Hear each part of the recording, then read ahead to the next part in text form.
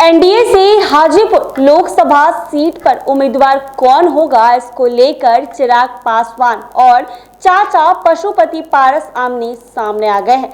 जहां चिराग पासवान अपनी मां को वहां से लड़वाना चाहते हैं, तो वहीं दूसरी तरफ मौजूदा सांसद होने के कारण पारस यह सीट छोड़ने को तैयार नहीं है। दोनों चाचा भतीजे की तरफ से रोजाना हाजीपुर सीट को लेकर बयान सामने आते रहते हैं। ऐसे में अब चिराग पासवान ने हाजीपुर सीट को लेकर फिर से अपनी दावेदारी पेश करते हुए साफ कर दिया है कि इस सीट के लिए पहले ही उनकी भाजपा के साथ बात हो चुकी है और उन्होंने यह सीट मुझे देने के लिए अपनी सहमति भी दे दी है।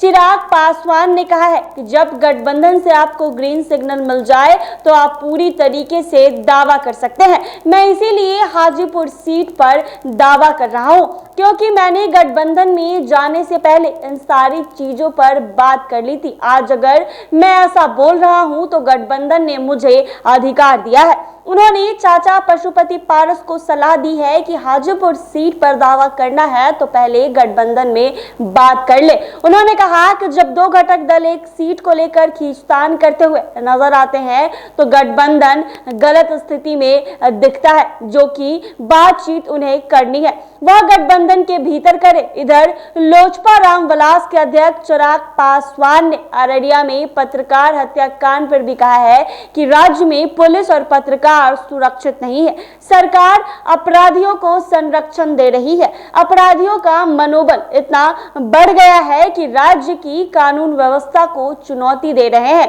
हाजीपुर से मेरे चाचा पशुपति पारस को चुनाव लड़ना है तो पहले गठबंधन से बात कर ले। हाजीपुर सीट पर दावा करना है तो पहले एनडीए से शीर्ष नेताओं से बात कर ले, फिर ही कुछ दावा करे। यह बातें हैं लोजपा रामविलास के राष्ट्रीय अध्यक्ष चिराग पासवान ने कही है।